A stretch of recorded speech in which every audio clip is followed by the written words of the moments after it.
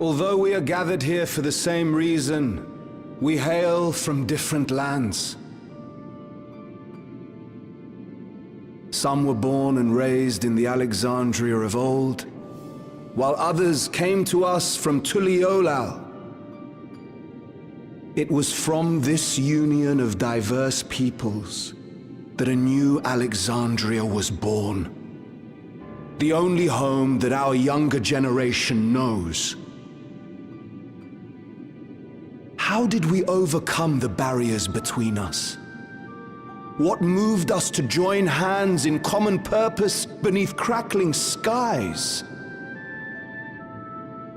You know the answer. We survived. We thrived because Queen Sphene brought us together.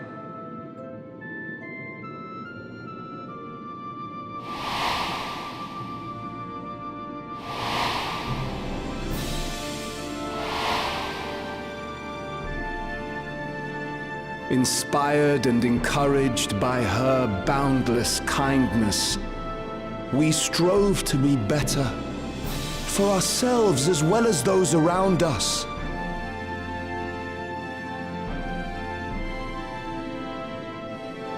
And in Her Majesty's absence, there is a sadness beyond words. Yet we will remember her. Remember all the good that she has done for us. So let us pray, as the people of the Old Kingdom once did, for the peaceful repose of the departed. And let us keep our beloved Queen forever in our hearts, that her memory might guide us unto the morrow.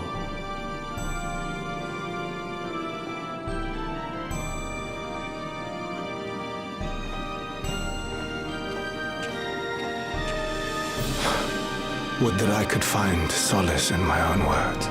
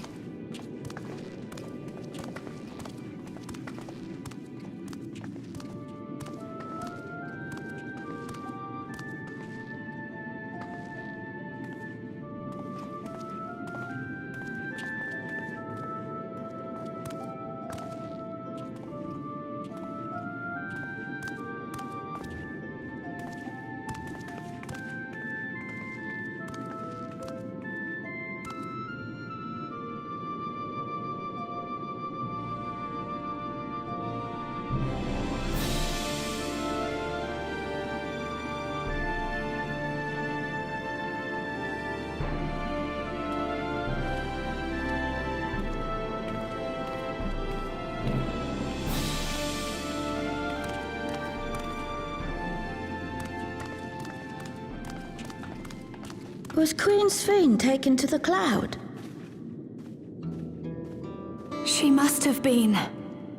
To still remember her is strange, isn't it, darling? I miss her. She would always cheer me up when I was down. But even though I remember her, I'll never see her again.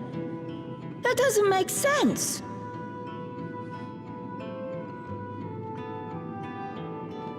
It seems that's what it means to die, I'm afraid. But what will happen to us? Are we just going to be sad forever?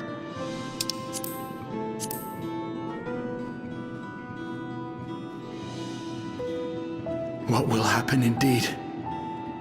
Everything that we have, we owe to Queen Sveen. How are we to go on without her? I still remember Her Majesty so clearly. If only I didn't, I might feel better about the future of our realm.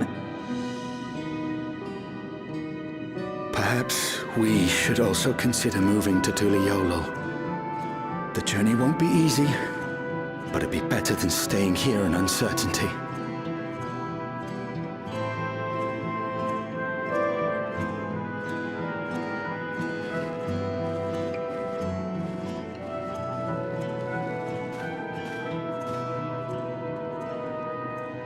In times like these, I take comfort in the beliefs of a Turali people called the Yokui. To them, death isn't the end. So long as we're remembered, we never truly die. It could be the same for Queen Sveen, you know? If you keep her alive in your hearts, she'll always be with you.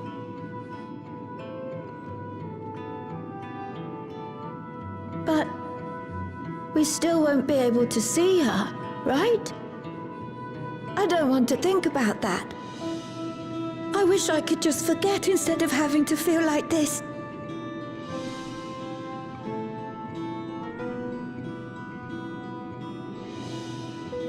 I'm sorry.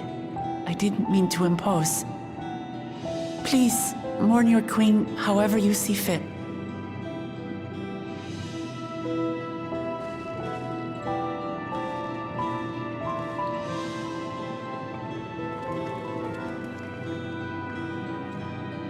As expected, they struggle to come to terms with their loss.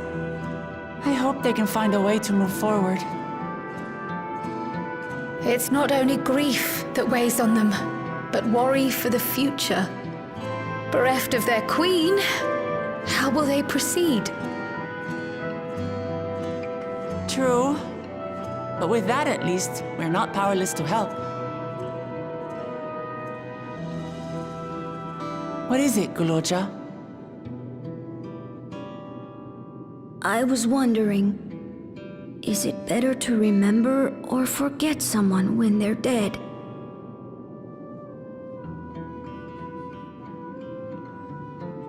I remember my father, and every time I think of him, it hurts.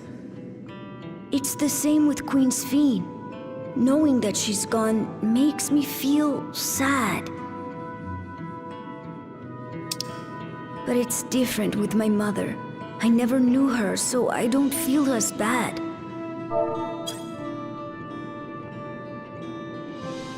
I want to remember my father, but maybe I'd be better off forgetting him. Guloja.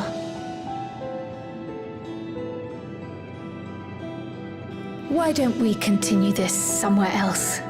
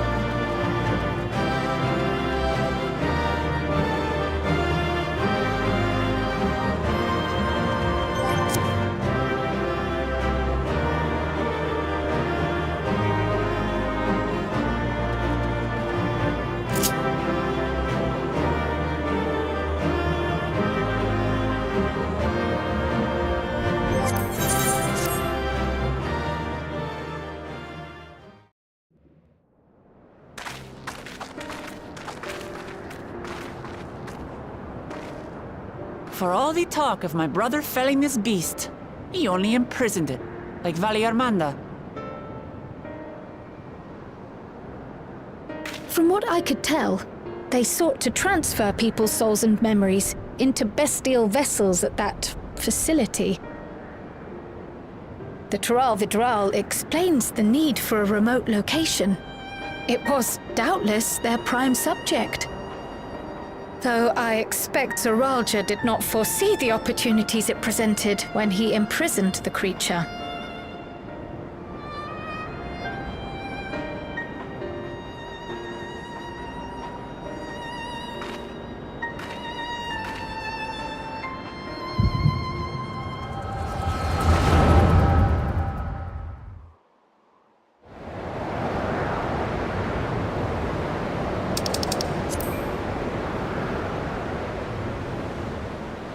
And so, in order to prevent the breakdown of the individual, I instead seek to transfer their soul into the body of the beast. This would allow one to wield the power of a Tural Vidral. In theory, our initial experiments will involve lesser creatures. But in time, I am confident we will be able to bring even the mightiest under our control. And what becomes of those who offer their souls? As they won't be able to return to their original forms, we must consider them lost. But the sacrifice will be worthwhile, for the army you stand to gain will far surpass any composed of mechanical soldiers.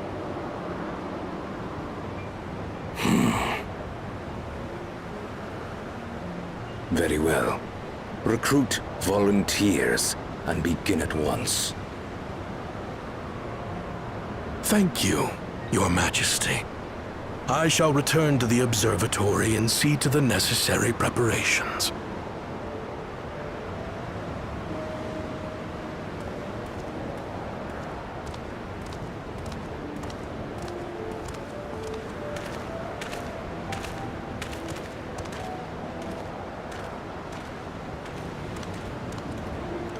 So, you've given him permission? Teshalja, you will assist Kaniloka. As one of the Lands Guard's finest chirurgeons, your knowledge may be of use in his experiments. You will also watch him closely. In what you learn, you will report to me.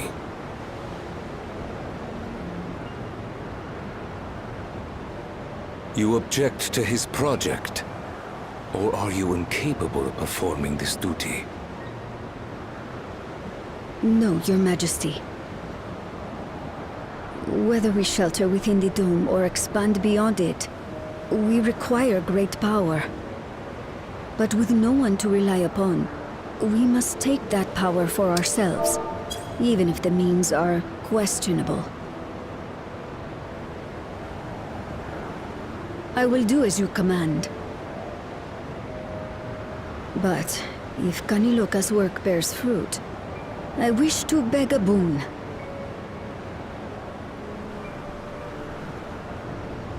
What do you desire?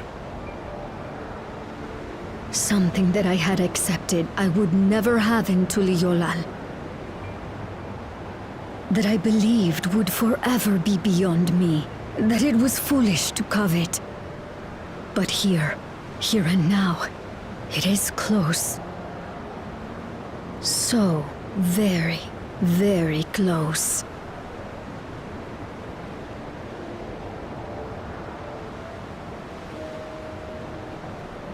Perform your duty to my satisfaction, and anything you desire is yours.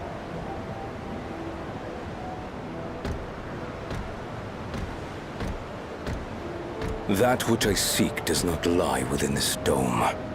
Here, I cannot prove the miracle. But if what you seek is at hand, then you may claim it, for it has no value to me.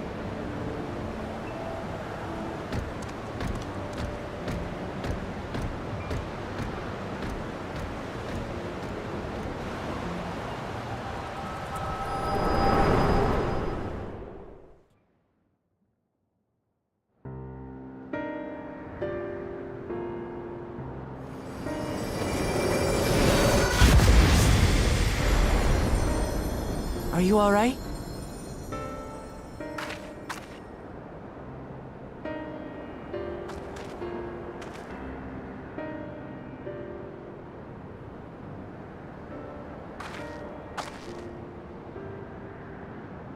Teishelja. Could she be my mother? Like the people in the outskirts said, few Mamulja lived in Yasulani. I can't imagine many other Ubiko women were trapped in the dome. That being the case, she could well be the one. This observatory Kanaloka returned to, could it not be part of the research facility? We might learn something about Teishelja there. That's where we're going next then.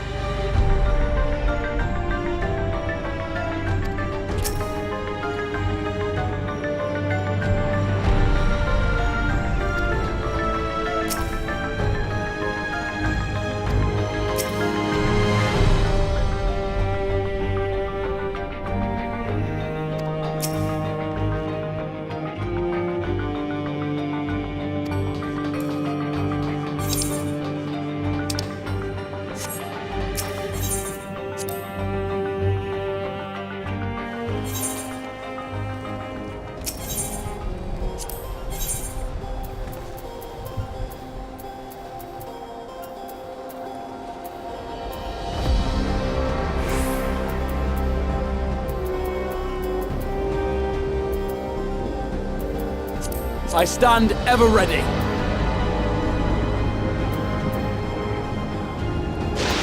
Let's give it our all. I won't let you down.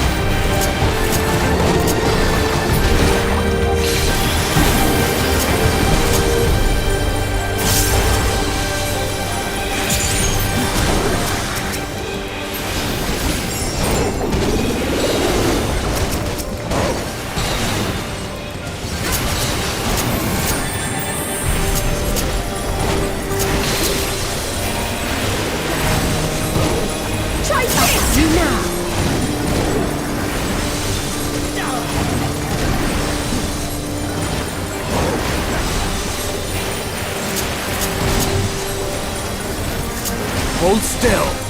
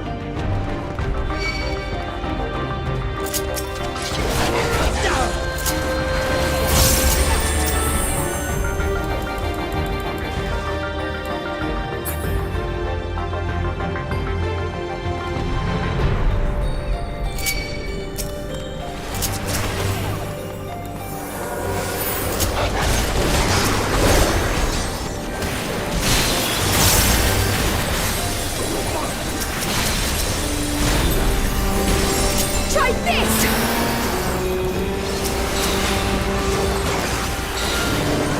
Something special for you.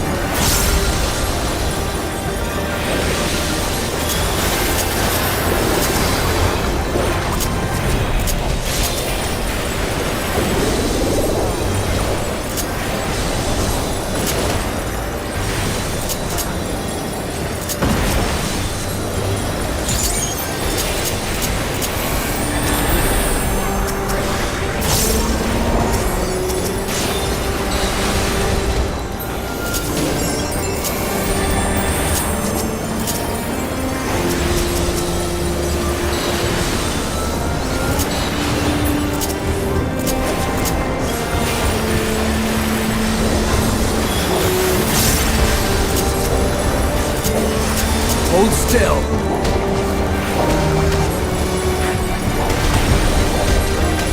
Hold still!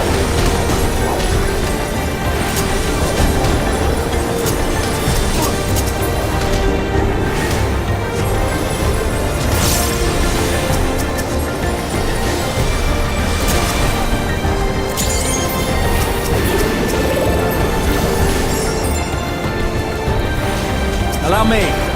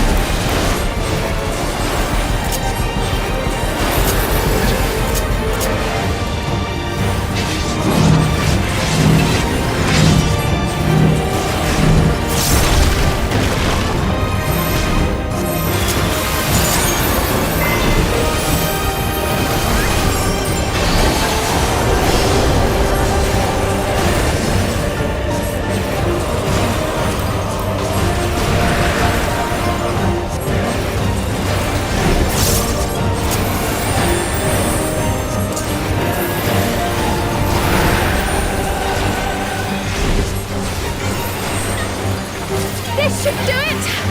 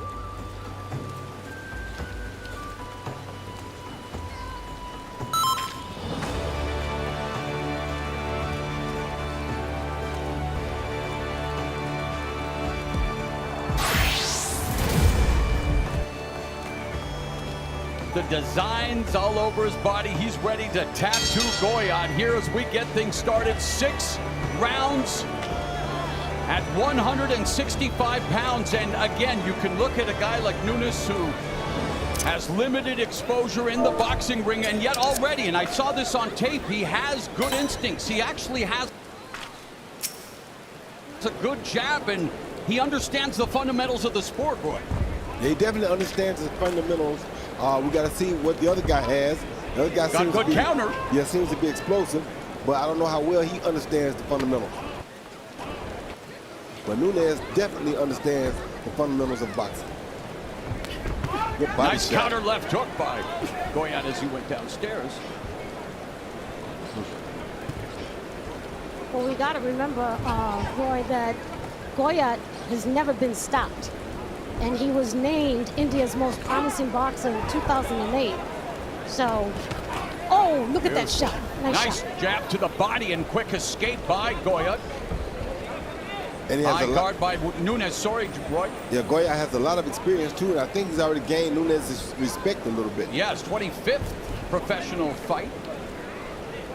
He's 18-4-2 with 8 KOs. As Rosie mentions, never been stopped. And Nunes has been busy on the influencer circuit, but getting an opportunity now because, well, when you got 150+ million followers, maybe you do deserve an opportunity to spread your stuff on the largest streaming service here, Rosie, as we go around the world on Netflix. Oh, an uppercut on the inside, and Goyat splitting the peekaboo guard effectively with the combination.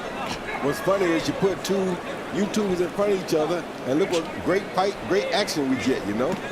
And Goyat, well, he wanted to, as we mentioned, take on Jake Paul, but there's a huge market in India and a man who is crossed over as well. Rosie, we mentioned his work in acting, but he wants to be the best boxer, and yet he's leaving his head exposed as he throws those combinations. He sure is. You know, and he's kind of tempting Nunes. He's tempting Nunes, but you know what? One punch could change a fight, so he needs to be careful. And here comes Goyat and Roy at close quarters. Goyat attacking the body well, mid-range. He's very good. He's very comfortable. Hey, he looks like somebody I know with the hands low like that. Roy Jones Jr. Goyat looks very, very confident. Oh, counter right hand across the jawline. In decades. By Canada, Mexico. 9 of his last 10, with his only loss coming in the lightweight and super lightweight divisions. Roy, check it out. Now you see Goyat going to the body behind that jab. Great body work. Flipping the punches afterwards. Very good head movement. Good right hand down the middle. Let him down. Hey, we go. Back to your corner.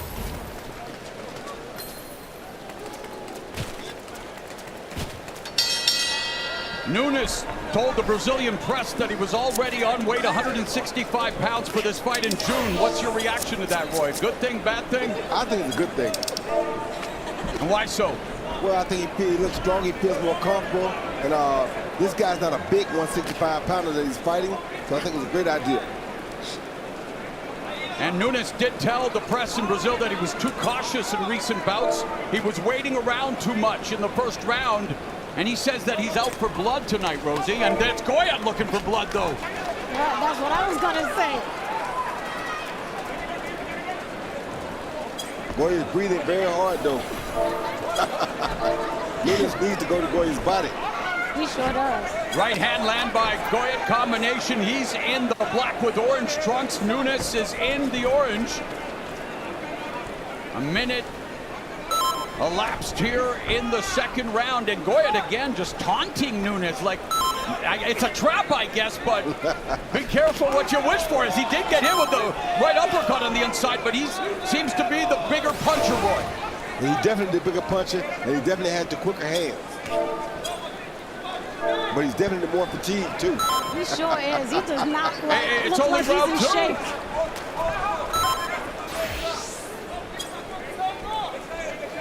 Oh my goodness, he's up in there clowning. Nice shot by Goyat. Nunes fought very smart to the body just then. Jab from Nunes. Right hand by Goyat, but then Hands remain low, and you know, it was Nunes recorded a vicious body shot knockout in one of his earlier appearances. And of course, when you talk body shot knockouts, you're reminded of the rib-breaking body shot KO of Virgil Hill by one Roy Jones Jr. And here we go with a little combination punches and bunches by Goyat, stapling Nunes to the ropes, Rosie. He's very tired now, though. He needs somebody to ring the bell. And Nunes got to go to the body right now. Final minute. Nunes got to go to the body right now. He sure does. The bob and weave of Goyat is serving him well, but it's probably going to take his breath away, too. Those punches took his breath away. Oh. Under 30 seconds left here in the second. Goyat with explosive bursts of punches. And maybe because he saw Roy Jones Jr. ringside deciding to keep his hands low. But I don't know if he has the speed or reflexes or a skill of one of the best to ever put on the gloves as we come to the end of the second round. And Goyat misses with that left hook from the hip. I love his reflexes. And he's putting together the combinations.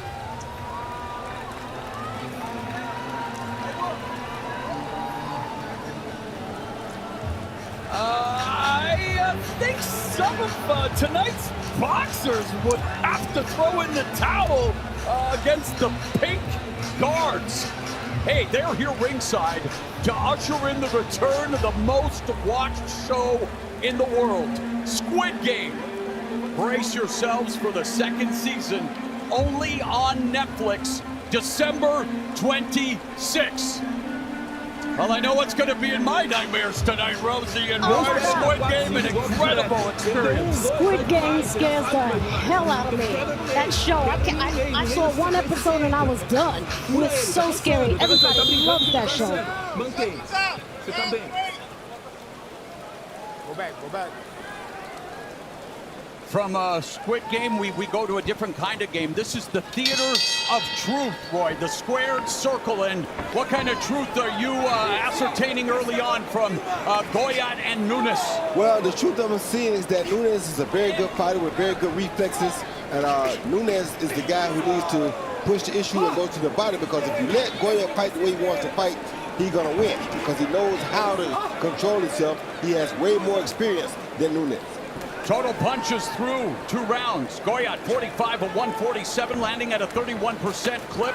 Nunes 26 of 112 for 23%. Good lead, curling left hook behind the guard by Nunes, but missed with the right uppercut. Trying to bob and weave, and for Goyat, predictable patterns coming forward, Roy, with those combination punches. Yeah, highly predictable, but see, now Nunes doing the right thing. Nunes throwing good body shots now. That's going to serve him well down the line. Yeah, and it seems like Goyat, he's throwing a lot, but it doesn't seem a lot behind those punches. No, it's not. He's not throwing a lot of effective punches. Only 1 or 2, like the last punch, is usually like that. His last punch is usually his best punch. Good body shot by Nunes, and good hook by Goyat. Goyat taking a big, deep breath, but he's got the reflexes, body movement, bobbing and weaving, landing punches, reaching the midpoint of the third, and Goyat cuffing the head of Nunes, and Goyat now just marching across the ring, and Nunes needs to track him down, needs to cut off the ring. Nunes needs to beat the body. Yeah, he's marching because he's trying to catch his breath. Exactly. And you wonder, though, again, and obviously they trained. Boxing is a very disciplined and highly intensive sport, but you got to think maybe the breath could be taken away when you finally walk into AT&T Stadium, launching the first boxing event on Netflix, Roy? You could be, but what happens here, I think he thinks he's so good, he's probably so much better than the people he sparred with in India, that he don't think he needs to be in shape. Rosie, what's your take? I just think that he needs to be more serious. He really does, and he just doesn't seem like that. That was kind of a flat punch, right? It sure was. Right. Okay, what's going on now? Oh, now. Okay,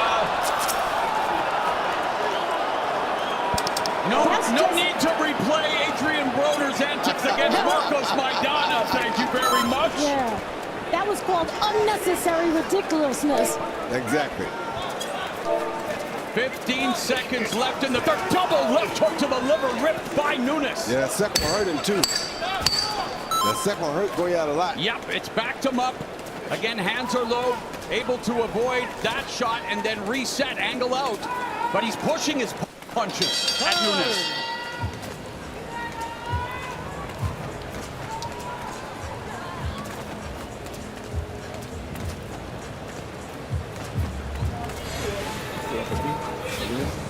Oi? Whindersson, olha ali.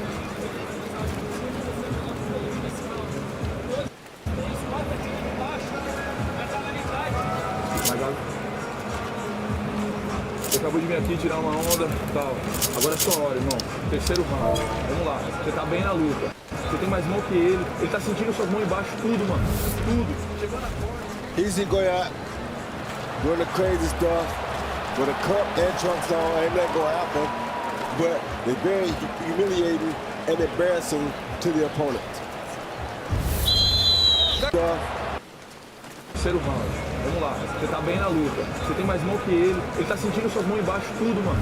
Tudo. Chegou na corda. Easy Goyat doing the crazy stuff with a cup and trunks on. Ain't that gonna happen? But they're very humiliating and embarrassing to the opponent. Second down!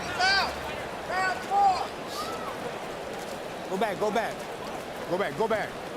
Almost 12, nearly double the clip. Landing at a higher percentage as well, Rosie. Goya trying to humiliate Nunes like that could work against him. Because Nunes, if he can keep his composure, he's probably going to be so pissed off he's going to want to knock this guy out. He said he was out for blood tonight. Goyat able to slip the jab and again bob and weave, missing the shots. He's the jab, lands a lead right hand, another right hand, and now level changes. And there's Goyat opening up on Nunes, upstairs, downstairs. Nice punch distribution, Roy. Goyat doing anything he can to make Nunes focus only on his head. That's why he's playing the game that he's playing. He wants Nunes to try to kill him to the head and leave his body alone. And so far, it's working for him. Uppercut, lead uppercut lands for Nunes, but doesn't follow up. Uppercuts on the inside by Goyat.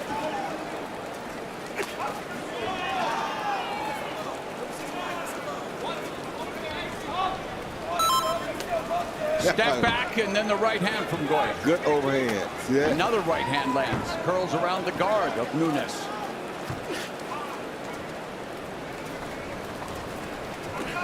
Body shots by Nunes. Goyat lands good head shots every time Nunes lands body shots. Yeah, I have to tell you guys, I'm actually surprised. I didn't think that this fight was going to be this active. Goyat is a character. Yes, he is. He's a guy that I'd love to see if he was in shape, what he really could do. Oh, snap, you said if he was in shape. Final minute in the fourth, and a good body shot by Goyat. Well, Nunes' conditioning is being tested with those body shots from Goyat. Nunes in shape, he just don't have the experience that Goyat has. Missed with the right uppercut. And the fatigue that can transpire in the ring, Roy, mentally, physically, spiritually, under these bright lights. Of course, but as you see, Goyat with his experience, he's ready for that. And he's starting to put on a show, Rosie. Oh, yes, he is. He told us in the finals meeting that he loves to use his acting skills inside the ring. Oh, he's putting on a show now, wanting to entertain the millions back home in India and the fans watching around the world. So he knows the spotlight's on him, and it's all about winning. It's all about skills. But entertaining is as important as it's ever been.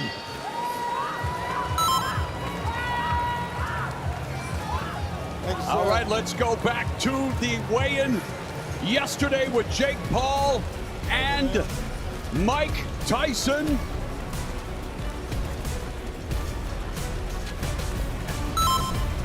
And Mike Tyson, Roy, looking in even better shape than he did when he faced you 4 years ago. Came in at 228, Paul at 227. And then this happened. And you hear the thunderclap slap by Mike Tyson. You know, I thought that Paul is probably listening to DJ Jazzy Jeff and the Fresh Princes. I think I can beat Mike Tyson to fire him up. Well, at the weigh-in, Tyson took a page out of the Fresh Princes playbook and slapped Paul, slapping the taste right out of his mouth. And so those were the headlines today. Let's see what transpires in the main event. And to bring you up to speed of what's going on in this fight as we begin round 5, total power punches. Goyat 82 of 194 for 42%. Nunes 34 of 119, 29%. Goyat is starting to pull away. And Nunes only has 2 rounds to catch up. So either he can commit to the body and try to stop him, or he's pretty much lost this one. Yeah, he's still headhunting. Yep, and that's what Goyat wants him to do. That's why he plays the games he plays. And is that why he's leaning with his head up? Of course. He wants Nunes to punch at his head. See that? All those head shots. As tight as he is, you should be beating his body. You know he's tired like that. And his hands are very low when he's throwing those punches, leaving them open upstairs to the power shots of Goyat. And Goyat ripping this combination upstairs. Good hand speed from Goyat.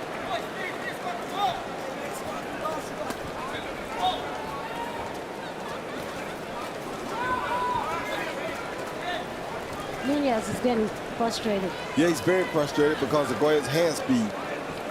Goyat's pity-patting with those quick hands. No power really on them, but they're quick and they're bothering Nunes like that. See that? 2 slaps, but they're quicker. And Nunes don't know how to deal with them. And he doesn't know how to deal with Goyat clowning him. Minute and a half left in the penultimate round. Combination upstairs by Goyat, goes back downstairs. Crouching, left hook from Nunes, right hand clips the jaw. There's a nice left hook from Nunes, Roy. Yeah, there is, but Goyat has never been knocked out, and Goyat's experience is carrying him through this fight.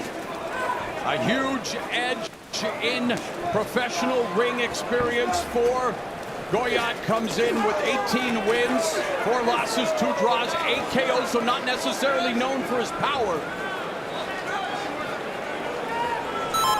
All I'm thinking is, imagine if Goyat had power behind those punches. This would be over already. Or imagine if he was in some conditioning.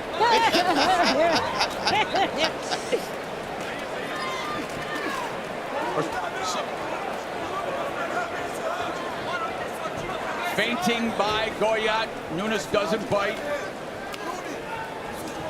Uppercut on the inside. Good shot right hand by Goyat lands upstairs. No. Left hook.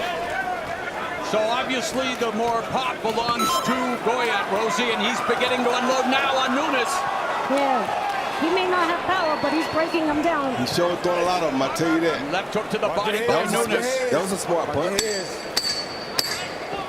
But again, you let him steal another round. Left hook by Nunes, and Goyat misses with the right. Yeah, but he's stolen the round already, though. Yeah.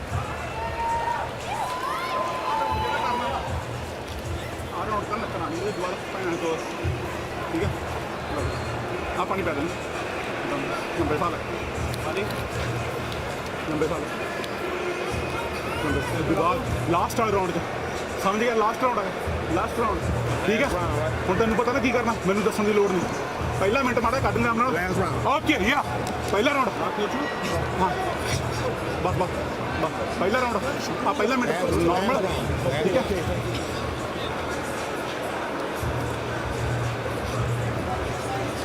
ਪਹਿਲਾ minute normal ਦੂਜੇ 2 ਮਿੰਟਾਂ ਲੋਕਾਂ ਨੇ ਚੀਕਾਂ ਪਵਾਉਣੀ ਭੈਣ ਵੀ ਲੱਗਣਾ ਠੀਕ ਹੈ ਸਮਝ ਗਿਆ As always, great to have MVP ring card models Rafaela Milagres and Sydney Thomas with us here tonight. This is the last round. Last round, amigo. We are set for the 6th and final round. And the story in round 5, total punches landed. Goyat 39 of 94, 41%. Nunes only 17 of 69, just 25% landed. Goyat, when he went to his corner, he looked like he was ready for bed. Well, he would love to put Nunes to sleep. He's been like that all night long since round 1. but he's very smart, very clever. Yeah, because he's still winning. But MVP noting the potential of building fighters in India, the Indian boxing fan base undervalued on the global stage, and they want to shine a worldwide spotlight on one of India's premier boxers, and he would like to close the show here in the 6th and final round. According to our unofficial scorer, Sean Wheelock, it's all Neeraj Goyat pitching a shutout. Good body shot by Nunez.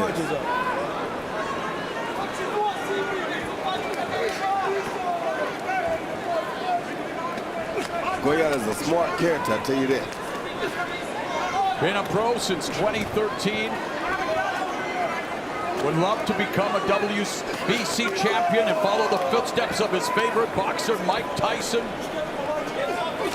who was an undisputed heavyweight champion and who will be returning after a near 20-year absence in an official capacity against Jake Paul. But here Nunes tries to fire away at the body. And the gamesmanship of Goyat.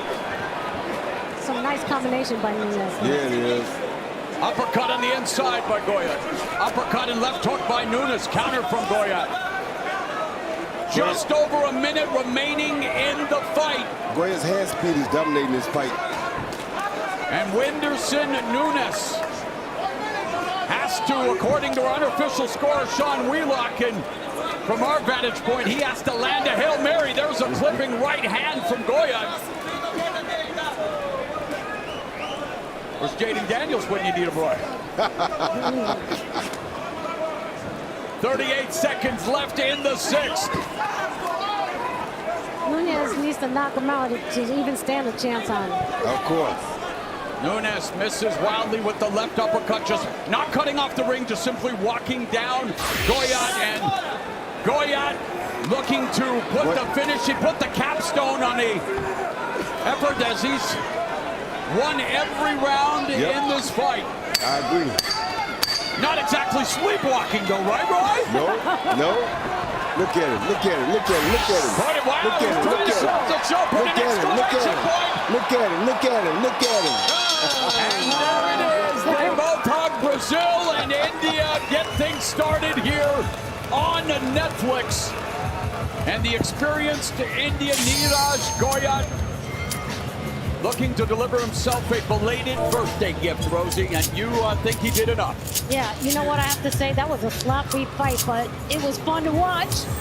And Rosie, I mean, that's why Rosie Perez is here. She knows her boxing, and again, we want to keep everything relative, but yes, this is a social media influencer, influence fighting.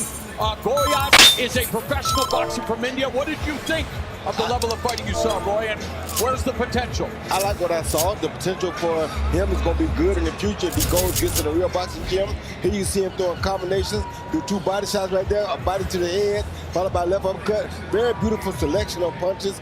He's not punching with his knuckles all the time, but he's throwing really, really good punches. And he keeps throwing them in bunches. See that? See that? Slap those. See how he stepped with the palm of the glove? That's why the guy just opened his hands and let him hit it.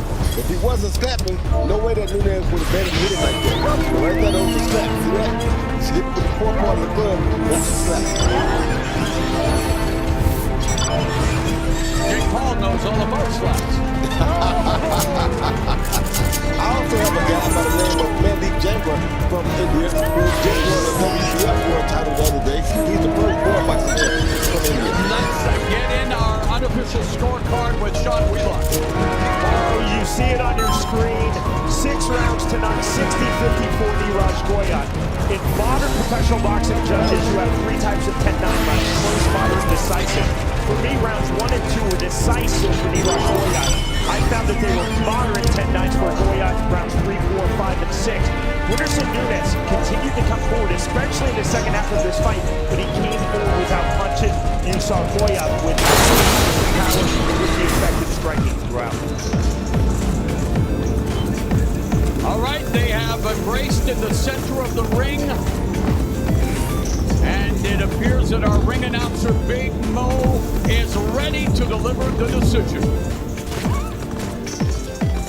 Ladies and gentlemen, at the end of 6 full rounds, we go to the judges' scorecards for the official decision.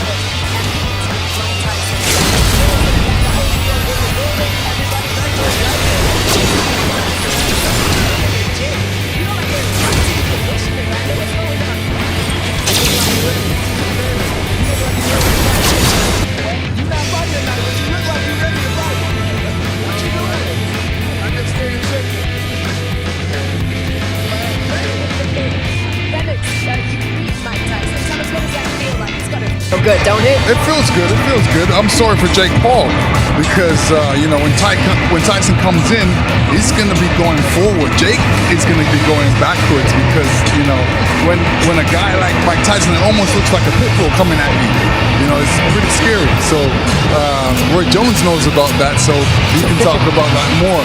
You struggling to hear, right, Evander? You don't hear me? Just to check, you don't hear me. Okay, we'll see if we can get that sorted for you. Talk to me about Mike's power, because Mike's power had a reputation, right? What does it feel like to be in the ring with him? It feels good. It feels good. You should ask how Mike Tyson feels being in the ring with me. Oh, wow. All right. But no, he's powerful. He can take a good shot. So even if you punch him hard, he's still coming forward. And he's great at boxing, punching you in the belly and the body and giving you some good uppercuts. So it should be good. But how does that work? See, even right now, I saw that fighting spirit in you. Like, how do we as fighters manage that? You know, as we get older, it's like your body doesn't want to do it, but you still got that spirit. How do you manage that? I know, it's mental. I mean, you make sure you have a heavy bag hanged up in your house somewhere so you can really go and beat it up sometimes. I don't know if you can hear me, Evander, but this is for either one of you guys. You guys fought Mike, and Mike is known for his power, but he's also known for fear, intimidating his opponents. How did you overcome that fear in order to make sure you did what you had to do when you guys fought? Well, the thing with me is I boxed with Mike when I was 15. So I went up to the Catskills. You know, I won the World Junior Championships in Santo Domingo, Dominican Republic in 83.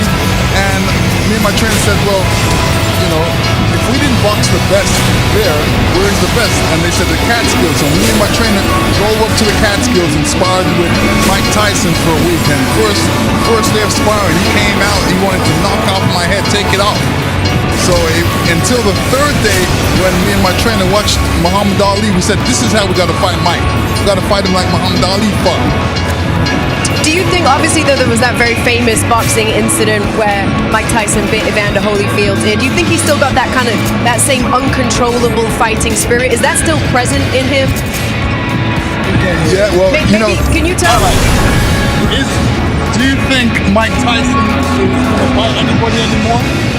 I don't think so. No, that wasn't my question, Lennox. That wasn't my question. He said, I'm going to get close. All right. What's the question again? Just basically, like, you think he still has that fire in him to do something like that? That maybe is uncontrollable? Well, of course. You've seen the slap today. That was uncontrollable. So Mike Tyson definitely has that in him. What can you ask Evander, because you're closer to him, what does he think is going to happen in this fight? How does he see it unfolding? What do you think is going to happen in the fight? I think it'll be an interesting fight. I think it's all depending on what Jake Paul do. Jake Paul, do you think he's going to fight his ear? No, I don't think. Lennox. No, I don't think he's going to fight his ear. How do you know? I think he's old enough to know not to do it. When you talk to Andre, he'll tell you, like, I don't want to be anywhere near a boxing ring, and the further I get away from that, the harder the idea of getting back in a boxing ring feels to me. Like that, you said that, right? Just the idea of taking that kind of punishment. Do you think he's out of his mind for doing this? Do you get it? Let me tell you, I mean, a lot of people do things for money. This is what he's doing. I think, he may have bitten off more than he can chew. No pun intended. But I'm sure Evander Holyfield, how do you think he needs to win this fight? Say what? How do you think Tyson needs to win this fight? He got to put pressure on him. He got to stay on it. Okay. Do you think Jake will survive? It's possible. He's younger. Do you think he can take Mike Tyson's punches? I don't know. I never seen him get hit. Here's the question, though. Can Mike Tyson at 58 take Jake Paul's punch, namely the right hand? Because if Jake can't do nothing else, he can punch with that right hand. Well, being in the ring with Mike Tyson, I've been in the ring with Mike Tyson, I know he can take a punch. For sure. He's got a thick neck. And I remember punching him and it was like, it was just bumping off, ricocheting off his head. He stayed up, though. I tell you what, you never gave Mike that second chance that he asked for. If he wins this fight tonight, do you want that smoke? No, I don't think he wants that smoke either. You know that. He don't want that smoke. I got you. Lennox Lewis is the best. I laid them all to rest. That fire don't never die. Evander, I apologize. I'm so sorry about the sound. Lennox, thank you for helping us out with the interview. We appreciate you. No Good to see you tonight. They said they're sorry about the sound. Good to see both of you champions with us tonight. All right, making her way inside AT&T Stadium, the undisputed super lightweight champion, Katie Taylor, is not with us. That's not what we're going to show you right now. Bear with us. We're figuring out where we are right now. We got a big fight coming up, of course. The main event, Mike Tyson against Jake.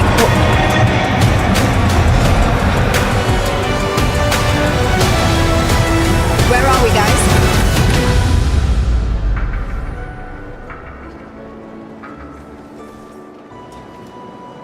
So this is Katie Taylor making her way into the arena. She's ready, Andre? Very ready. This is the rematch. This is the one she's been waiting for the last few years. She's trying to prove to the world that the first fight was not a fluke. So she's anxious, but she's ready to go. Yes, she is. She's got a big fight up ahead of her. I'm sure she'll feel like this is potentially, it could well be the toughest fight of her career that she is coming into, knowing how that first fight went. They got some beautiful locker rooms. We're looking at these locker rooms all night. Yep, record-setting division world champion Amanda Serrano is here too. She is the first undisputed champion, man or woman, in the storied history of Puerto Rican boxing. She has said that she comes into this hungrier, more confident, more ready than ever before. Have you seen that on her? I've seen that and I heard it in the fighter meeting a few days ago. She's locked in. She feels like there was an injustice the first time around. Her power almost bailed her out in the first fight. She wants it to bail her out and get her hand raised in this fight. Yes, she does. Amanda Serrano looking to looking for some get back tonight because she feels like she was hard done by in that result in the first fight they fought. What a fight that one was as well. Okay, we're ready for our next bout of the evening. The reigning WBC welterweight champion Mario Barrios is going to put his belt on the line against Abel Ramos in what should be an action-packed fight. We're going to send you ringside with Mauro Ranallo and the team. Thank you very much, Kate. And yeah, the action should be tailor-made to our satisfaction when we see Mario Barrios and Abel Ramos go at it for the welterweight championship, currently around Barrios' waist. Yes, he lost to Devontae Davis, Keith Thurman at the highest levels, but he's no reclamation project. He comes off the big win over Yordani Sugas, then he beats Fabian Maidana, and then gets elevated to full status as welterweight champion after Terrence Crawford moves on to 154. Ramos looking for the mother of all upsets as we go to unofficial score and our the official rules expert, Mr. Sean Wheelock. Thank you, Mara. The unified rules of boxing are being used for this WBC World Title fight. There is no 3 knockdown rule. Only the referee can stop the fight. A fighter cannot be saved by the bell in any round. If an accidental foul ends the fight, 4 rounds must be completed to consider it official. Ladies and gentlemen, our next bout is for the WBC Welterweight Championship of the World. Introducing first, the challenger. Fighting out of the red corner, please welcome to the ring, Abel Ramos.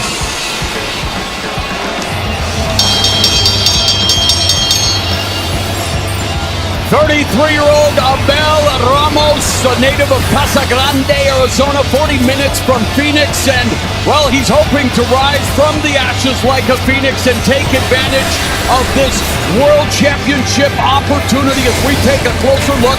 Hey, for many, boxing is a family affair. Just ask Roy Jones. Ramos' family owns an academy in Arizona, and when you say family affair, you got to give a shout out to Mary J. Blige. Hey, Ramos' nephew, Jesus Jr., is a top prospect, 21-1 with 17 knockouts. We keep that family tree going because Abel is trained by his brother, Jesus Sr. He's fought 5 champions in his pro career, so they say iron support's supposed to sharpen iron, but as he makes this walk, he is doing so in hopes of becoming a world champion, and it would be a very real Rocky story if Ramos was able to do so, Rosie. Yeah, I tell you, I want people who are watching at home to please call your friends, call your loved ones, and say, get in front of your TV for this fight. It is going to be action-packed, right, Roy? You better believe it. Anytime you got Mike Tyson, you don't know what you might get, but you know you're going to get something extraordinary.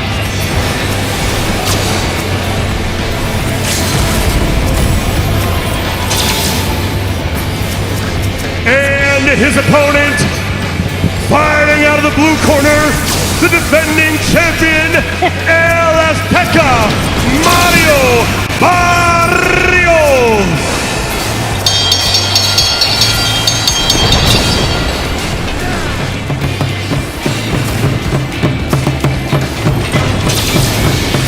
Very much in touch with his roots, and what an entrance fitting for a world champion. Mario Barrios, El Azteca, inspired by his indigenous cultural roots. It's a tribute, his nickname, to the rich history and warrior spirit of the Aztec civilization. And Barrios gets to defend the title on home turf. The San Antonio native will defend the crown here at AT&T Stadium in Arlington, Texas. And he is doing so as a proud new father. And let's take a closer look at the career of the current welterweight champion, Mario Barrios. The once glamorous welterweight division in a state of flux. Barrios wants to assume the mantle, of course, to Ron Ennis, the big gun in the division. And for Barrios, he started boxing at 6, but it was his mom who took him to the gym. That's not usually the case. And again, like Ramos, the Barrios family, they fight together. Sister Salida, trainer, and of course, a big part of his preparation. And as we mentioned, for Barrios, it's all about this entrance, paying tribute to his roots. He wants to represent, he wants to show up and show out. And again, Roy, we see in the sport of boxing where one loss can derail a career. This man tasted 2 defeats, yes, against 2 of the best, but here he is now walking to the ring, a champion. And that says a lot about him and who he is and who his character really is. Because to come back from 2 defeats means a lot in this sport. Usually they throw you to the pastor after your second defeat. And as someone who, of course, has called some of the biggest MMA events in the world, a loss should not derail your career, Rosie. Here's a great reception for the home state. He would like to be the Lone Star of the welterweight division from the Lone Star State. But right now, even though he's a big favorite, he still has to deliver. I have a lot of respect for this man. When he brings a fight, he is a warrior. You know, his ring walk was just the perfect personification of who he is as a fighter. I love Mario Barrios. All right, let's go back inside the ring. The official introductions for this championship bout. Big Bo. Ladies and gentlemen, live from AT&T Stadium and live worldwide on Netflix, this bout is scheduled for 12 3-minute rounds and is for the WBC Welterweight Championship of the World. Our judges at ringside, from Texas, Javier Alvarez, from West Virginia, Doug Robinson, and from Florida, Mike Ross. Our timekeepers, Hanel Perez and Arthur White. And our referee in charge when the bell rings, from Panama, Hector Afu. Let's meet the fighters. First, the challenger. Fighting out of the red corner, wearing the black, red, and gold trunks. He stands 5 feet, 9 inches tall. He weighed in at 146.4 pounds. He holds a professional record of 28 victories versus 6 defeats and 2 draws, with 22 of those wins coming by way of knockout. And he fights out of Casa Grande, Arizona, USA, introducing Abel Ramos. And now his opponent, the champion, fighting out of the blue corner, wearing the black trunks with pink trim. He stands 6 feet tall. He weighed in at 146.8 pounds. He holds a professional record of 29 victories versus 2 defeats, with 18 of those wins coming by way of knockout. And he fights out of San Antonio, Texas, USA, by way of Mexico. Introducing the former WBA regular super lightweight champion and the current reigning, defending WBC welterweight champion of the world, damas y caballeros, presentando el campeón del mundo, Mario El Azteca Barrios.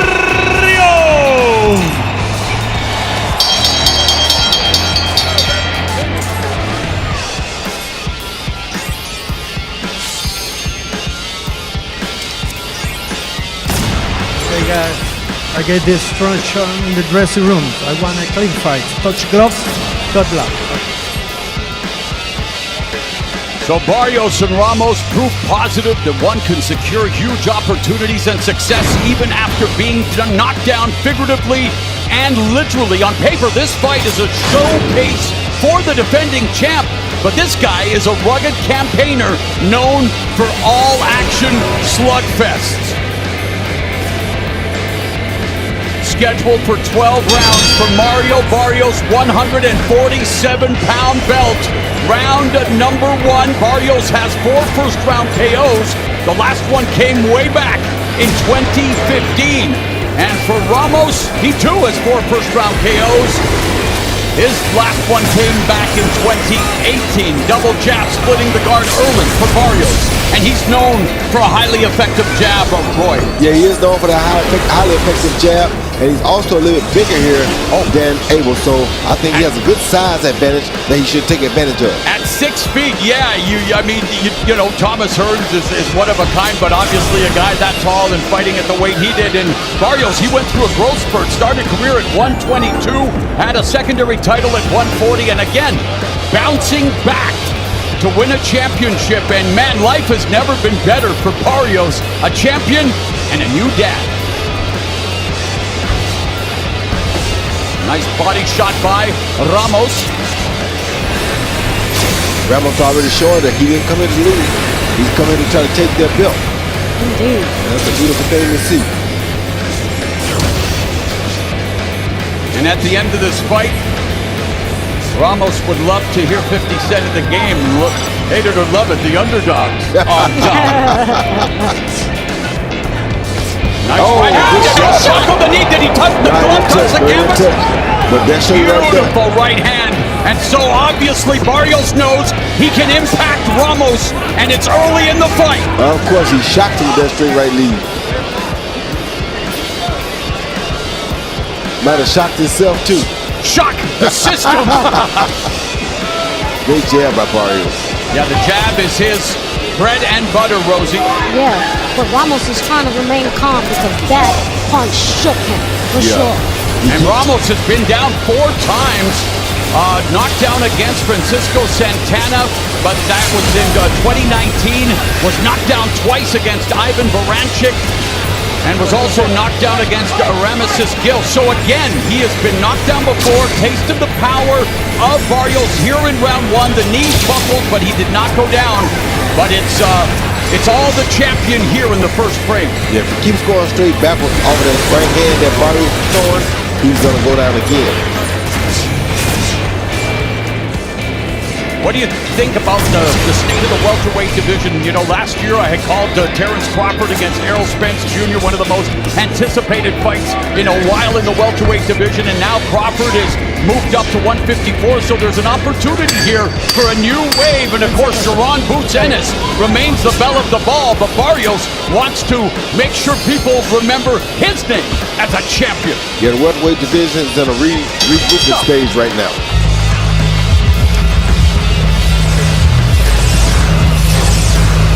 Derecha, papá. ¿Está bien? Eso es lo único que tiene que cuidar esa derecha nomás. Hay que darle ese ángulo, ese ángulo para que no agarre la derecha para este lado. Y entonces hay que cuidar el cabeceo. That's it. Your head movement. That's it. But it's easy. Relax. Go back, relax.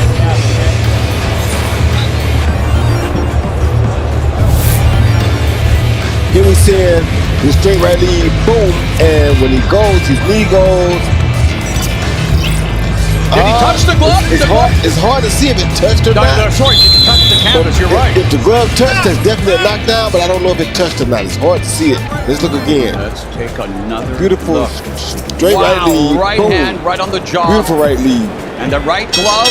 Oh, that shot left us in suspense. As we go to round number 2, and right away, despite being behind the proverbial 8 ball immediately, Ramos needs to find a way to not let this fight get away from him early, Rosie.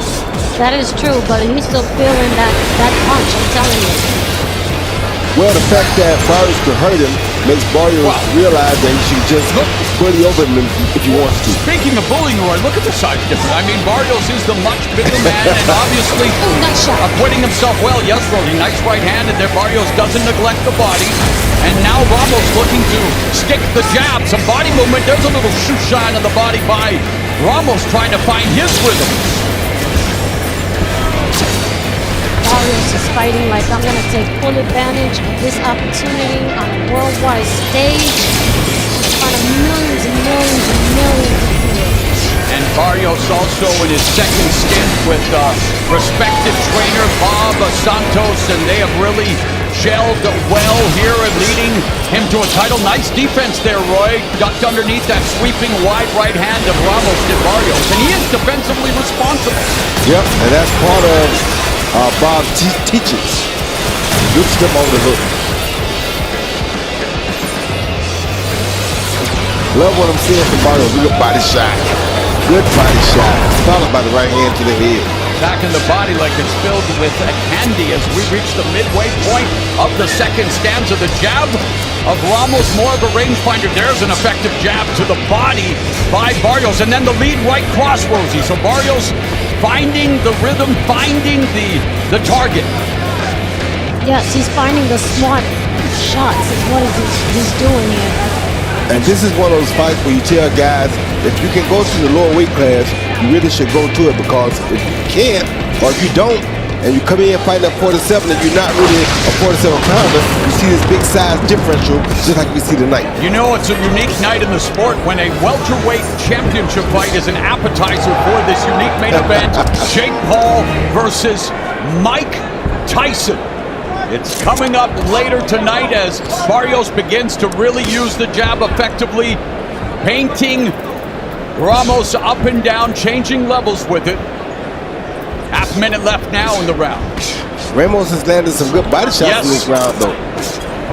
Oh, nice counter left by Ramos. He blocked it, but it was a good shot. Oh, combination dropping Ramos for the 5th time in his career. The 1-2 leads to the knockdown. Let's listen to the count. So that is the 5th time Ramos has hit the deck like a card dealer, and Mario Barrios in early control. Mario is not playing tonight. No, es que no, te está quedando mucho, güey. Te necesitas mover más la cabeza, y la derecha por arriba la puede meter fácil. Get that in there easily. He's his hook right hand that puts him down. He leads with the hook. The scissor jab, there goes the hook, followed by a beautiful right hand. The hook was to make him freeze that right hand and sneak the right hand down the pipe. Beautiful set. He had set the table for the right hand throughout the fight already. Yeah, but the hook was to make it block with the right hand. Exactly. Drop make the it block the right hand, that is. Boom. Beautiful. Yeah, textbook. Set him up nicely. Very good shot by Ramos. Oh. I mean, by explosive right hand by Barrios. And we've talked about the effectiveness of his jab, and Mario Barrios' 10 landed jabs is 2 times the welterweight average per round. So it's obviously speak about the importance of the jab, Roy, and its many uses. It's important when you know how to use it and you know what you're using it for. Some guys use it to fish with. Some guys use the stab to the body with. Some guys use a sharp snapping jab to throw guys rhythm off. So the jab has a lot of different uses. You just have to know which one is best for you or which one is necessary against that certain opponent.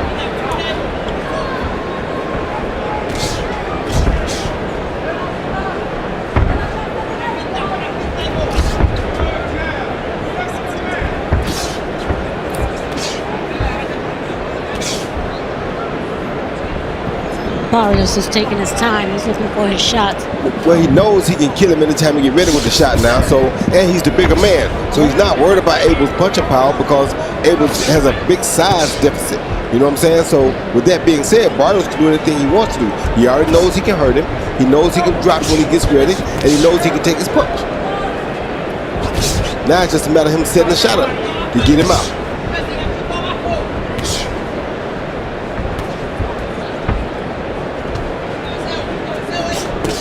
And that doesn't mean Abel Ramos is not a good fighter, because he's doing some good things, but the size is what already has taken him out of the fight, in my opinion.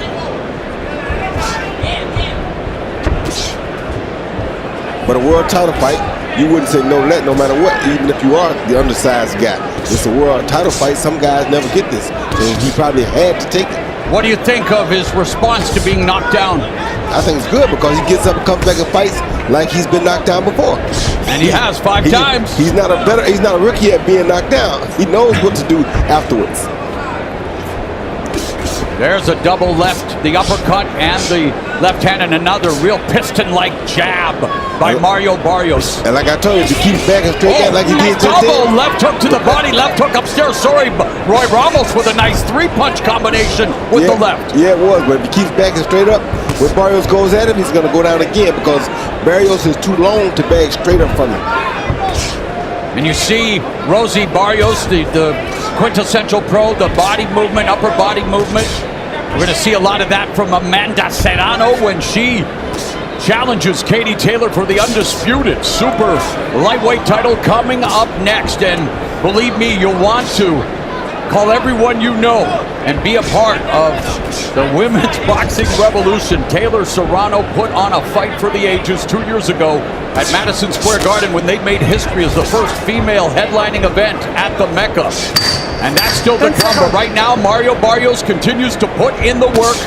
Nice left hook, lands the lead left to the jaw of Ramos. It's all the welterweight champ. Ramos got some good shots in that round. 2 good shots at the end. A little more, okay? You're doing everything perfect. Just keep using your jab. Be a little busier with the jab, but you got to go to the body more, but not forcibly. Another great round. You're in total control. And the exclusive MVP Owners Experience, a first of its kind ringside boxing experience, was sold to Torque Law, the national personal injury law firm. Now that's the best seats in the house. I thought we had the best seats in the house, guys.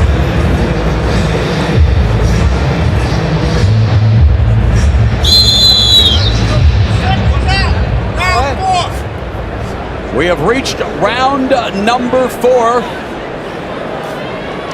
29-year-old Mario Barrios and the 33-year-old Abel Ramos renew their hostilities now for the 4th frame. Total power punches landed in the fight for Barrios, 26 of 55, 47%, anything over 40, and if you're getting closer to 50, that's a great night at the office. Meanwhile, not so great for Ramos. 13 of 52, he's landing at only 25%.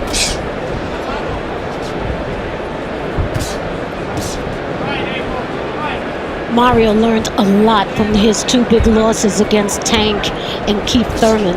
And boy, he did give Tank Davis a tough fight in the first half, and then of course Tank Davis, as is usually the case, always loves to close the show in highlight reel fashion. And Keith Thurman, of course, coming back, and Mario Barrios was beaten by Keith Thurman, and he was frustrated, and you wondered what was going to happen, but then he responds and he goes on to knock off a former champion. Sure, Yordeni Suga's better days may be behind him, but what a fighter he was. And for Mario Barrios now, making the first full title defense of his welterweight crown, he wants to put on a show, he wants to make a statement here tonight in Texas. So far he's been doing just that.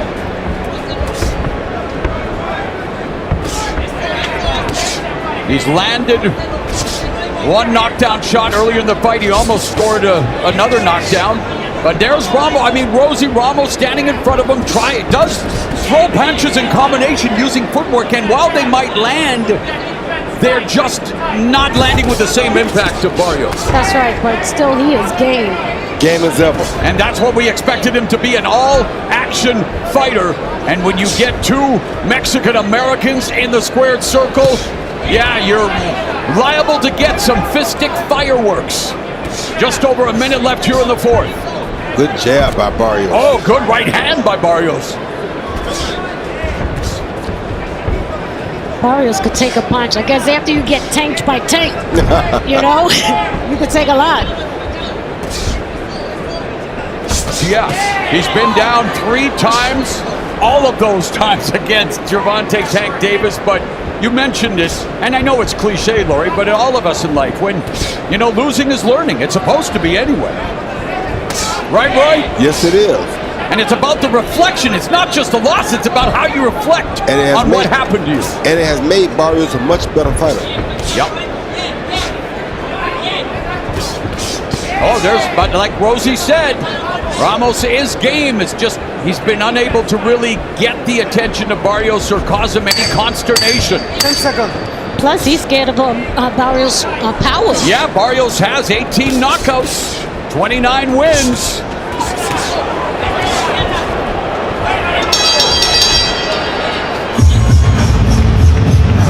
Good round for Ramos. The arrival of Jake Paul and his girlfriend Jutta Leerdam, the Dutch speed skater. Paul's goal is for him to become a world champion, for her to become an Olympic gold medalist, a man who has changed the game. Love him or loathe him, he thrives on trends, and he's got the pulse of popular culture.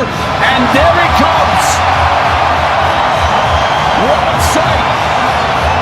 Iron Mike looking to do what millions of us did a couple of weeks back. Turn back the clock.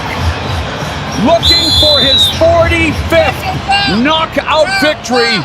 It's happening, folks. The former undisputed heavyweight champion, the youngest heavyweight champion in history, at 20, returns to the ring at 58. This is round number 5. That was a fly-ass jacket. That makes sense coming from a flag girl dancer, right, Rosie? Hey, we've got our unofficial scorecard. It belongs to Sean Wheelock, and he has Barrios ahead 40-35. No surprise, really, as we've seen Barrios dictate the terms, control the ring, utilize the jab, and showcase the power with the knockdown. And as we look at the total jabs, it's not even close. Roy, do you think Barrios is looking for that setup again? No, I think he's trying to set him up, yes, but it's a little bit more difficult for him now because Abel has learned his rhythm. So he got to look for a third punch instead of the second punch now. First time he knocked him down with the first punch. Second time he knocked him down with the second punch. Now he got to go try to look for the third punch because he's ready for the first punch and he's ready for the second punch. So he's just got to add to it.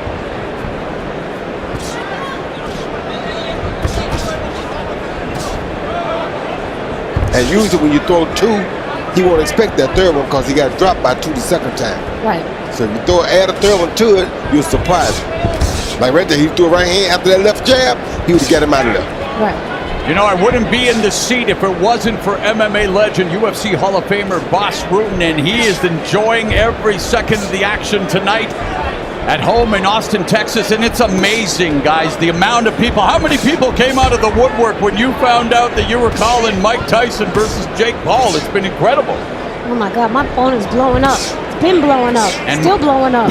Barrios would love to blow up Ramos. Ramos would love to do the same thing. And again, Roy, when you look at Ramos's activity with his strategy, anything he can tweak as he, again, he's obviously a class below Mario Barrios in technique. We can see that. And in size. Yes. So, if he had the right size, this could be a good fight because he's hitting Barrios, but it has no real effect because he's so much smaller than Barrios. So, if he was Barrios' size, we might have a good fight here for a minute.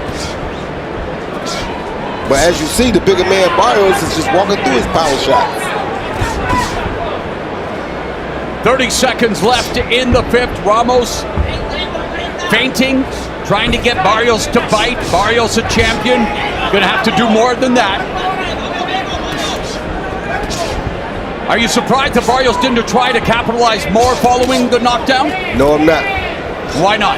First of all, one of them was at the end of the round. The first no, one, but the next round, I guess I said more. No, the first, well, I didn't expect him to come because Abel came back throwing fire shots at him. So he knew Abel wasn't really hurt in that next round. So no need to try to attack a guy who's not hurt.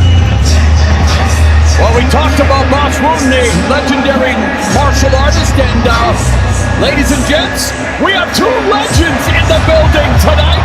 Ralph Macchio and William Zabka. These 2 star in Netflix's original series Cobra Kai and are here to share a look at their latest trailer for Season 6 Part 2, now streaming. Let's take a look. Welcome to the Sekai Taikai! Come on, y'all, let's go! We knew this wasn't gonna be easy. Cobra Kai is 1 dojo out of 16. It's not us against them anymore. We've heard all this garbage going around about loyalty. What matters is where our asses are now. We're Miyagi-Do. We're not losing. So wipe the smirks off their ugly faces.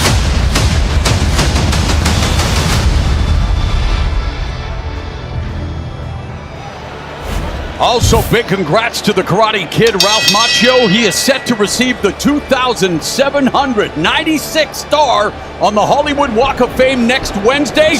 Our teammate, Rosie Perez, received her star on the Hollywood Walk of Fame in 2015. Well deserved as we go to round number 6.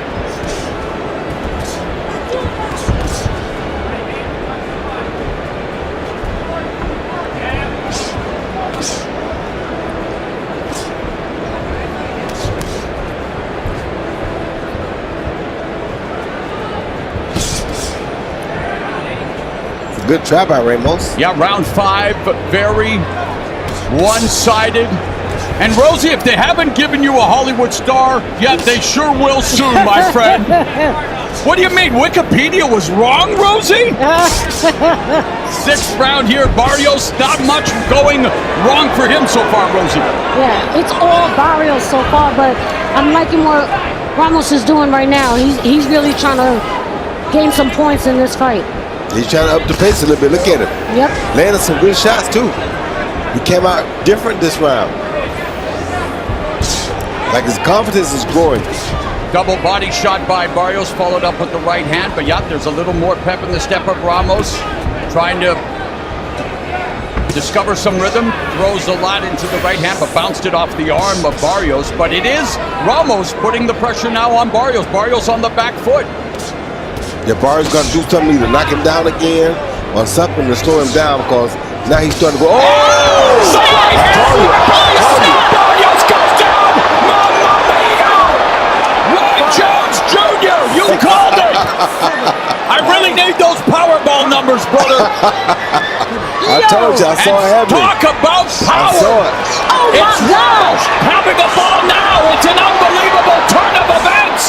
High drama at AT&T Stadium. Oh my God, I'm hysterical over here. Barrios out is hurt bad.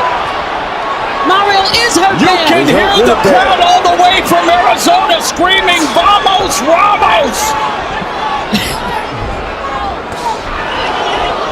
An incredible Mario Barrios knocked down.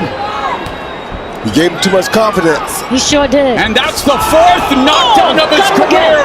Ramos rocking Mario Barrios. Round 6, the bane of Barrios' existence in this fight. And it will be up to his corner. It will be up to the veteran to reestablish, to clean out the cobwebs and reset. What a round. Yes, it was. For Abel Ramos. Oh, good shot. Right hand again. Oh, good shot again. And Barrios almost saved by the bell. Like Bayside, shout out to the 6th guy to Canada, Drake. But, well, let's listen in the corner here. You're right. Just keep using the jab. Hands up, use the jab. You're okay, son. Take a deep breath. Keep using the jab. Stay alert. I got you. Stay alert. You see Ramos coming in, just walking, getting closer, and there's a boom, straight right hand that Barrios did not expect to come. Another right hand, and another hook on the side of the head on the way down. There's a hook, another right hand to the chin. Big overhand right there. That hurt to another straight right to the forehead. Those shots also hurt Barrios. Barrios was in bad shape going back at the end of that round. He sure was. And Barrios is smiling, knowing, okay, so now I'm in a fight. This is a title defense. But I don't like that. His legs look like they still may not be under him. All right, at the end of the first half of this championship fight, CompuBox power punches in round 6. Barrios, 2 of 11, just 18%. And here's the headline of the fight. The prohibitive underdog, Ramos, 26 of 53, 49%, reversing his fortunes in the biggest fight of his life. And yet, of course, with him being so far behind, he's going to have to continue to try to take the fight to Barrios, Rosie. Yep.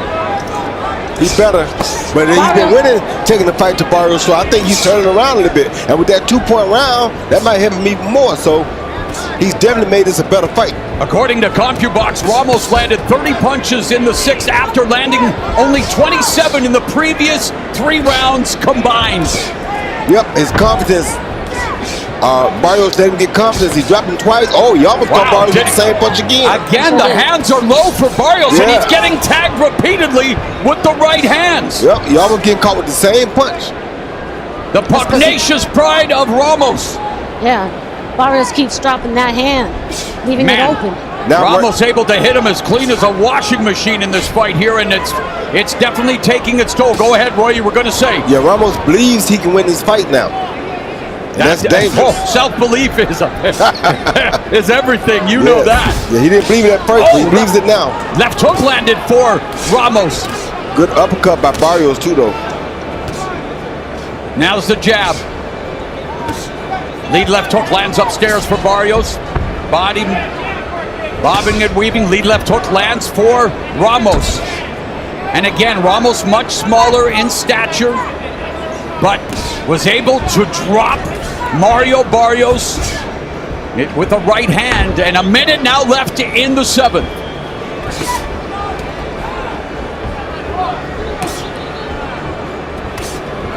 Left hand lands to the body for Barrios.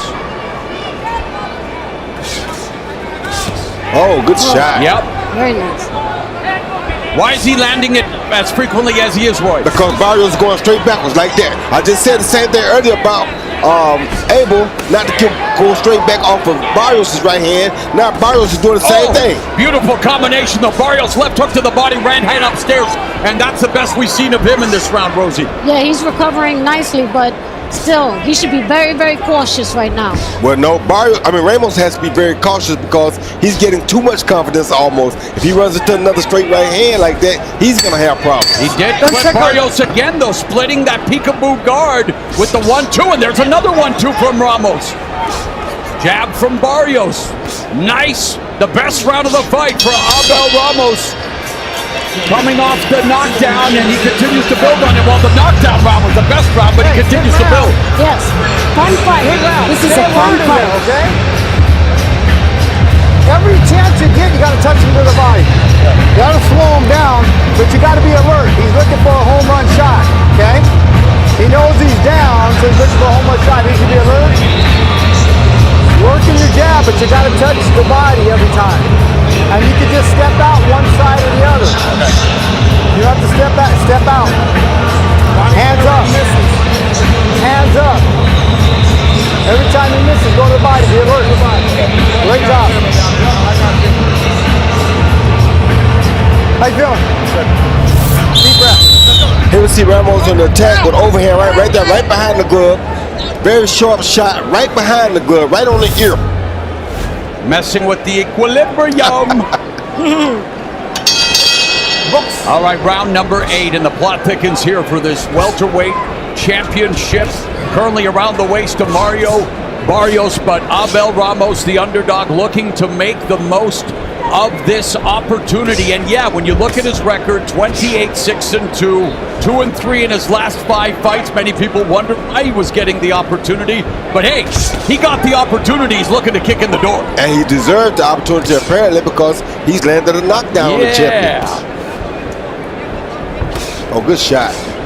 And though that was a decent bounce back round, I guess, according to CompuBox, in terms of total punches landed in round 7, the edge to Barrios. There's a nice jab that pops Ramos' head back like a Pez dispenser as we look at more stats from round 7. 34% clip for Barrios, the defending champ.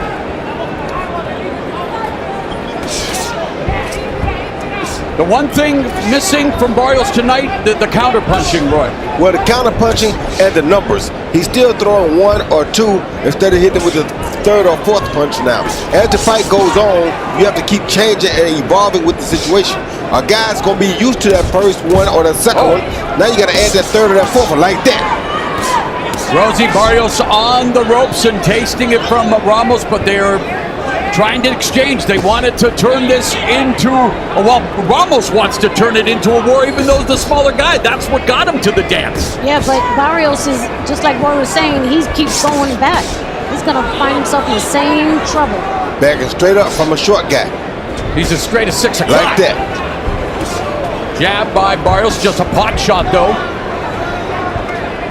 Just over a minute left here in the 8th, and man, Ramos able to land. He's able to gauge the distance to land those right hands flush, Roy. Because Barrios keeps backing straight back from it. And he leans in. And he leans in the court. Yep. Straight back again. You're right. Doesn't take the steam Good off the punch. Doesn't roll with the punches. Not at all. Great body shot by Ramos just then.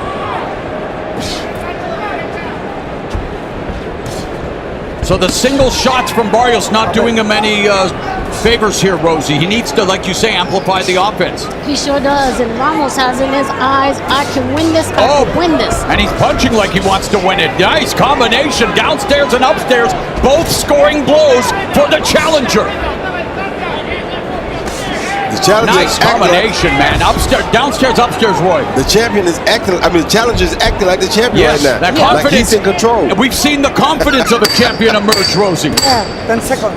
Mario probably had a quick flashback to Tank's knockout. Oh, yeah. And again, rocking the jaw. Ramos swinging wildly, but I have to say, Ramos does leave himself open for counters, but Barrios unable to reply. And what a fight we are seeing here for the welterweight title as this huge throng files in. It's an 80,000-seat capacity for the Dallas Cowboys football games, and thousands upon thousands are here tonight already getting ready for our double main event.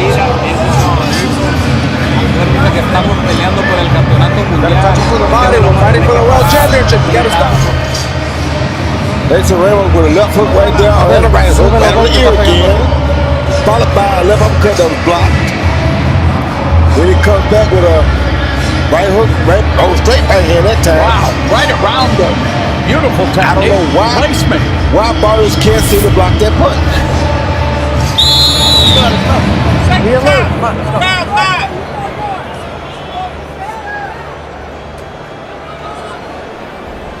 This is round number 9. It is scheduled for 12 for Mario Barrios' 147-pound division title.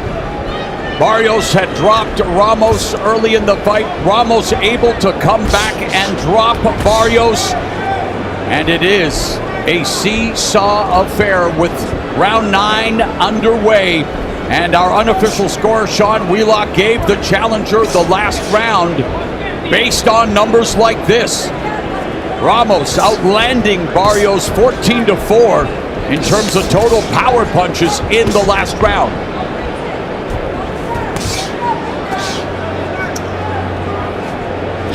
Ramos making him dig deep, I'll tell you that. Body shot from Barrios, sweeping left hook, and there's the jab. Ramos continues to stick the jab, counter jab from Barrios, but doesn't follow with the right hand. Continues to back up, perhaps setting a trap, but has to be careful. Ramos' sneaky right hand continues to find a home.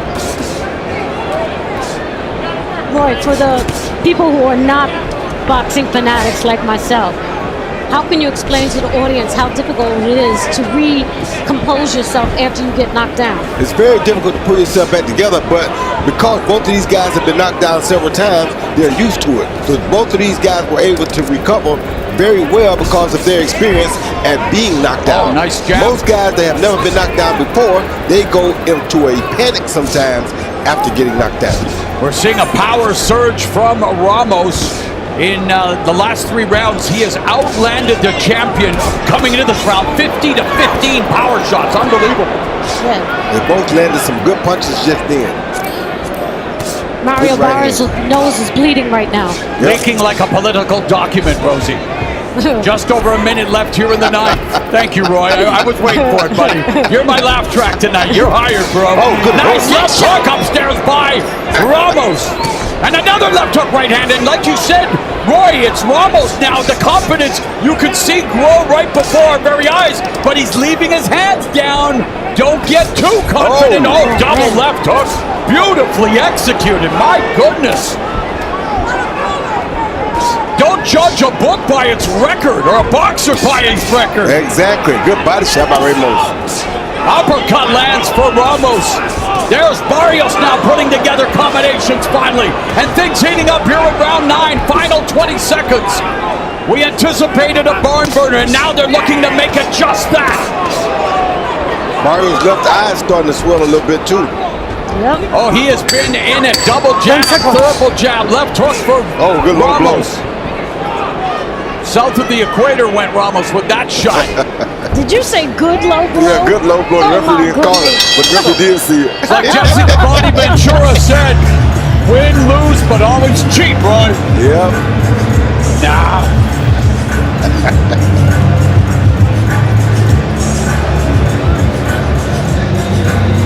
My friends have texted me saying, hey, we love what they've done with the place. AT&T Stadium, the experience here tonight, having gone to Japan for, well, let's listen to it.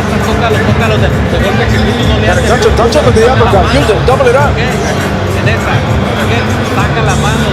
Let your hands go. Touch him, touch him, touch him. The angle. You can see Ramos landing a beautiful right hand down the pipe, and you've been setting up all night right there, right on the forehead. You know those shots gotta work. I mean, right on the forehead. A good hook right there too, right over the top of the glove. Wow, wow.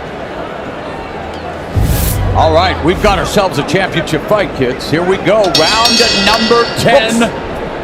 Mario Barrios, defending champion, eats a shot to the body right away from the challenger, Ramos. High guard, and Barrios now sticking on that front foot, Rosie, using the defense and really hitting him with the jab.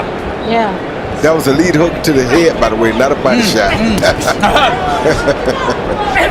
Oh, good right hand. That bloody nose is bothering Mario, making it difficult for him to breathe. Good jab, nice, Mario. Beautiful jabs.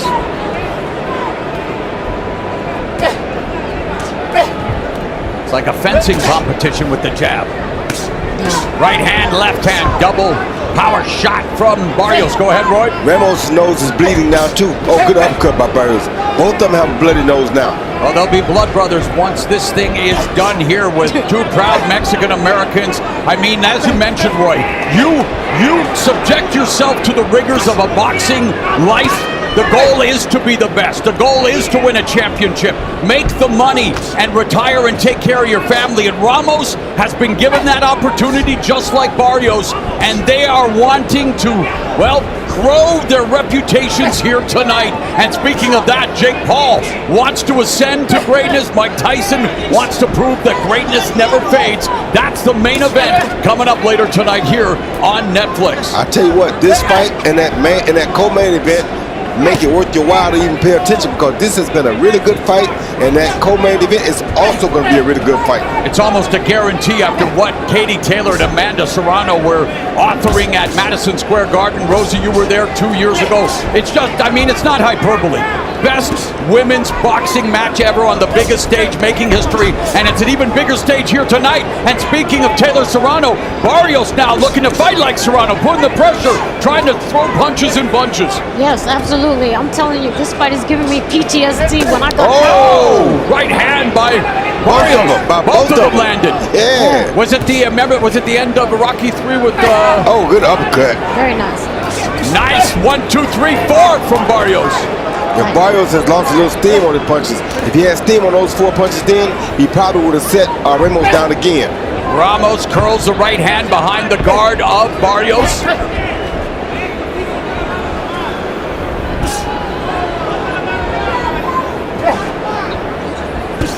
Left hook lands upstairs for Barrios. And there's Ramos detonating a left hook of his own. That blood making it hard for him to breathe too in his nose. Yep. That's what I'm saying. I have PTSD. I remember when I got punched in the nose in the 8th grade. 10 seconds. In the only fight I was ever in, I sucker punched the kid in the nose before he beat me up. This shot. Great shot, uppercut. Oh, right hand. Good fight. Good fight. Let's go. Well, while the action heats up in the ring, back in the locker room, Jake Paul wanting to find a moment of zen. While initially seen as an outsider in the boxing world, he has shown genuine commitment to training. He has worked with seasoned trainers and sparred with experienced fighters, and that's helped him improve his skills. From a sweat to strategy, Jake Paul mentally locking in, getting ready for the biggest fight of his life. The grind never stops. He's putting in the final touches before the big show. Oh.